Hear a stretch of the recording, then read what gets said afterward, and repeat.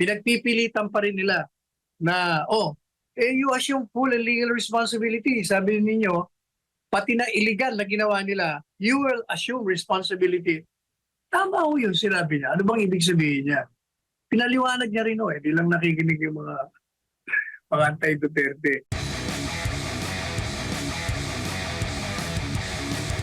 Sa muling inibitahan ng House Committee on Good Government and Public Accountability si Vice President Sara Duterte na humarap sa pagdinig para sagutin ang umano'y maling paggamit ng confidential funds ng Office of the Vice President at ng noong siya pa namumuno nito.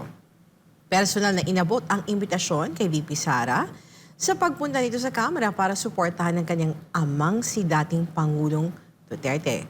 Sa humarap na Quad Committee, itinakda ang pagdinig sa November 20. Ano masabi mo, Teresa, talagang inabot talaga kay VP Sara yung invitation? Well, nakaupo siya doon to give her support sa kanyang ama na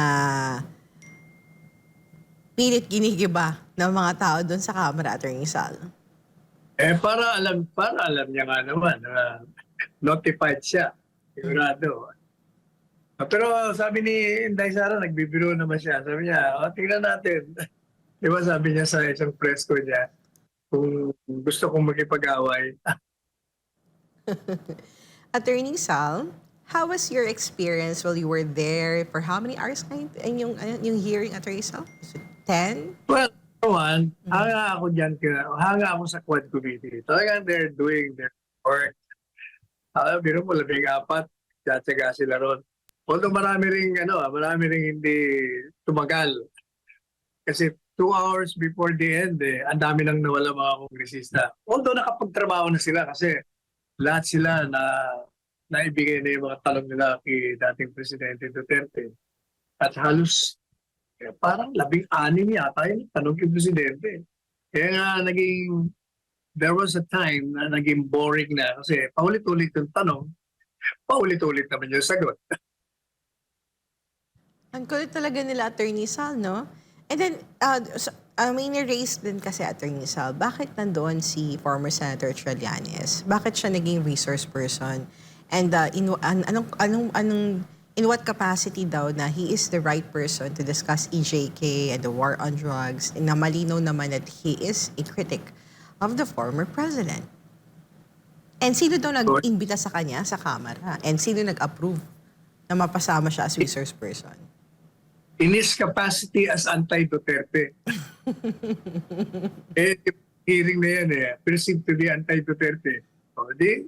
Sinama na siya para kompleto na yung senaryo. Pero in fairness also to the members of the committee, yung mga tanong naman ng mga miyembro, ayos naman. Kaya lang kuminsan hindi sila nagkakaintindihan ni Presidente Duterte dahil kuminsan naisip ko tuloy, talaga bang kinukonsume nila yung 10 minutes? Kasi yung 10 minutes actually, hindi 10 minutes yun. Maabot ng 30-45 minutes yun. So yung exposure nila sa mahaba. Mga re-electionista lahat ito Kahit na-discuss na ni Presidente Duterte, tatanungin pa rin nila. Sabi nila, you mentioned earlier that this and that. Ulit na naman ang tanong. Sagot na naman yung mama. Pati yung nagturo siya sa Police Academy. Ilang ulit niya inuulit-ulit yun Pero ang mahalaga doon, marami na namang nag-aakala na marami siyang inamin doon. Unang-una yun sa jurisdiction. Para sinasabi niya, sige, dalhin niyo na ako doon. Mamamatay ako doon sa kulungan nila. Pero kung nanonood ka until the end, maliwanag ang kanyang sinasabi. Wala kayong jurisdiction sa akin. Wala kayong jurisdiction. Yun ang mahalaga doon. Kaya kahit ano pang sa nauna, ang pinakahuling statement niya wala kayong jurisdiction. Di ba? Pinagawain ng mga jurisdiction. Natatawa nga ako sa mga pahayag ng lahat ng abogado ron Mukhang hindi naman nila pinag-aralan yung Rome Statute. Kasi both sides, mali ang paliwanag Ang paliwanag talaga niya, bakit walang jurisdiction? Number 1, walang jurisdiction dahil sabi nga ni Presidente Duterte, yun ang unang teorya niya, na hindi niyo pinablish nakaraang administrasyon niya, dating Pangulong Pinoy, yung Rome Statute at sa ating batas, pag hindi mo yan pinablish sa official gazette, ay walang enforceability yan, hindi ma-enforce, walang halaga yan. Oh, but assuming na kasi meron tayong treaty, di ba? At inaproba ng Kongreso. Tingnan natin yung nakalagay sa Rome Statute. Ang nakalagay sa Rome Statute, kailangan yung member state ng ICC ay willing. Unahin natin yung unable to prosecute. Ibig sabihin, walang kakayahan kasi bagsak ang sistema legal. But kung hindi bagsak, pero unwilling to prosecute, able but unwilling, pwede kami pumasok. Yung dalawang bagay na yun, pwede silang pumasok. So nung nag-file ng kaso against the former president, ang unang ginawa ng ICC, nag-conduct sila ng preliminary examination to determine whether or not the country member, Philippines, is number one, able to prosecute. If unable to prosecute, if able to prosecute pero unwilling, papasok sila. Kasi meron kasi pagkakataon na habang malakas ang legal system mo, ayaw mong i-prosecute kasi ikaw mismo, baka ikaw ang presidente ng bansa, hindi mo ipoprosecute sarili mo. Kaya sila papasok. So after determining preliminarily the jurisdiction, kung pasok sila dun sa dalawang conditions, then they will start a preliminary investigation. Kaya hindi ba kinikwento ko sa inyo, nung pumasok yung ICC, nag-meeting kami ng 7 abogado. Yung 6 doon, o 5 abogado, ang feeling nila may jurisdiction kasi may treaty tayo. Kaya ako ang nagpanukala, sabi ko, Presidente Duterte, kung yan ang problema lang na meron silang jurisdiction because of the treaty, then mag-withdraw tayo. At yun nga ang ginawa ni Presidente, nag-withdraw. Ngayon, under the Rome Statute, kailangan, sabi ng Rome Statute, kahit na nag-withdraw ka, may jurisdiction kami sa inyo. Kung, ayan ang kung na malaki na hindi alam ito ng mga nandun kahapon na lahat ng mga abogado rin eh.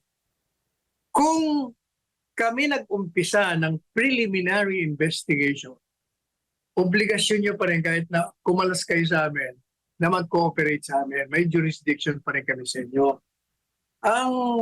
Ang tunay na nangyari dyan, hindi ho sila nag-conduct ng preliminary investigation. Nung tayo ay miyembro pa at nung tayo ay mag-withdraw, within the 1-year period, hindi rin sila nag-conduct. Ang kinonduct nga nila, yung preliminary examination to determine whether or not the two elements are present, yung tinatawag na complementary principle.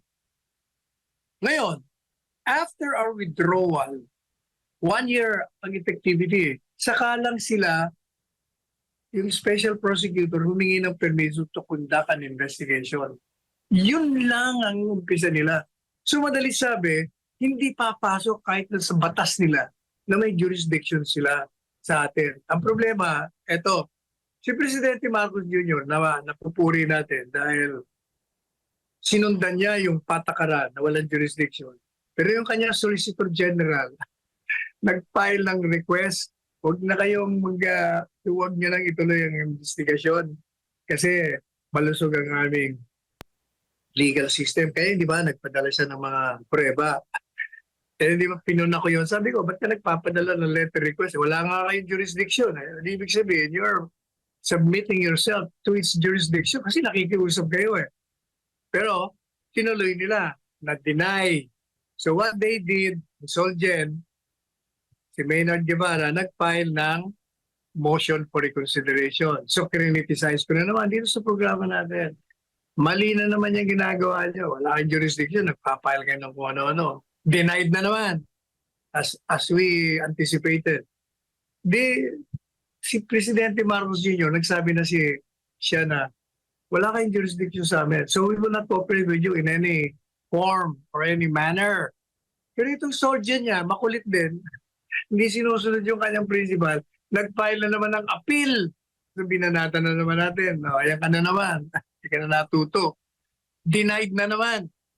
Oh, nung ma-deny, anong sabi ng ICC? 5 po silang justices. Yung dalawa, nag-dissent doon sa decision na may jurisdiction. Pero bago ko nag-decision, sinabi ko na, alam nyo, yung ginagawa ng mga soldier na yan, sigurado sasabihin ng ICC, may jurisdiction kami kasi you waive it dahil wala kami jurisdiction pero pumapasok kayo ng kung ano-anong pleadings na pinafile nyo. True enough, yung desisyon ng tatlo, among others, sinabi niya yun. Akala ko ba wala kami jurisdiction but you've been filing pleadings. So that means you have waived your jurisdiction. And doble, may jurisdiction kami. So, madalit sabi, kahit saan mo tingnan, sa teorya ni Presidente Marcos Jr. at sa teorya ko, wala talaga silang jurisdiction. Kaya, hindi totoo yung sinasabi na si Presidente Duterte daw ay willing na pumunta ron. Alam nyo may style ni Presidente, hyperbole lang yun, hyperbolic lang yung mga... Kasi yung bandang huli, sinasabi niya na wala kayong jurisdiction sa akin. Gusto niyo akong litisin, magdemanda kayo rito sa aking bansa. Pilipino ang huhusga sa akin, Pilipino ang lilitis. So that's one. Ha? Yun. Isa yun sa mga sinasabing umamin at willing siya. Hindi yun. Pangalawa, yung reward. Umamin daw. Hindi yung totoo yun. Ang sinasabi ni Presidente Duterte, yung operational funds ng isang police operation, meron no kasing kailangan popondohan niya yun. So, halimbawa, concrete example natin. Kung isang police operation ay kailangan ng 500,000, popondohan mo yung project. Pagkatapos, naging successful. Pero may sobra, halimbawa, may sobrang mga 20,000. Di sasabihin nila kay Presidente, ayos na, successful. Kaya lang may sobrang natira dito eh. Kaya sasabihin naman ni Presidente, ganun ba? O sige, for the boys, bahala na kayo dyan. O kumbaga, di ba yung mga sinatawag na for the boys, kumain na lang kayo, o lumabas kayo, whatever, gastusin nyo na lang yung natira. Yun kasama sa operational funds, hindi yung reward yun. Ang reward, Hana, is 100,000 kung makapatay kayo ng isang drug pusher, 200,000 kung drug lord o 1,000,000. Yun ang reward. Hindi tinanggi niya, wala akong reward kasi trabaho ng mga pulis yan.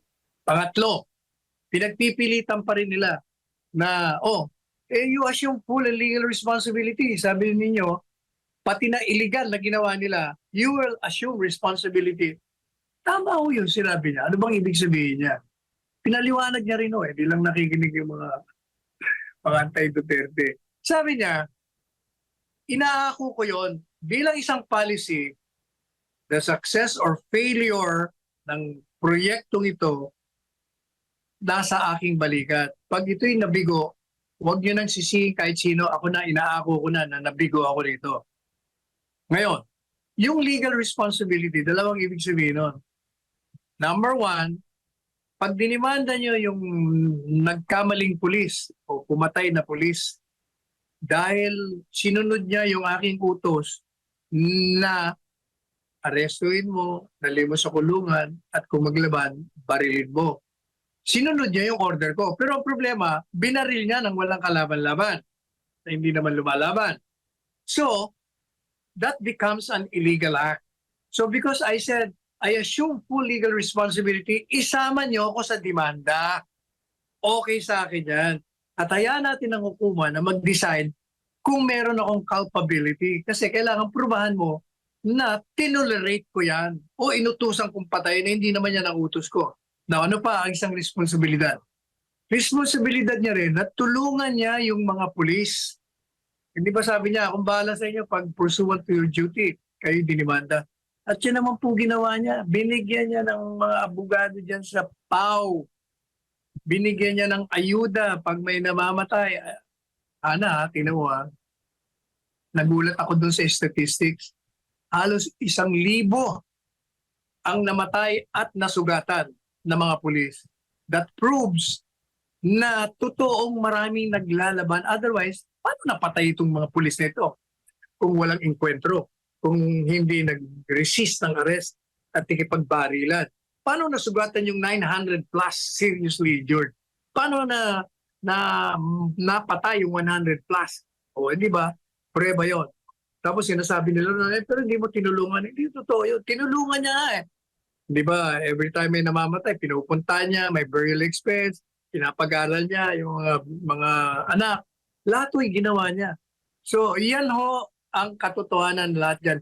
Wala siyang inaamin na, meron pa pala, may inaamin siya, may pinatay daw siya. Ana, di ba? Sabi niya, 3 ba, 4. Pero, eto ang tanong ko sa inyo.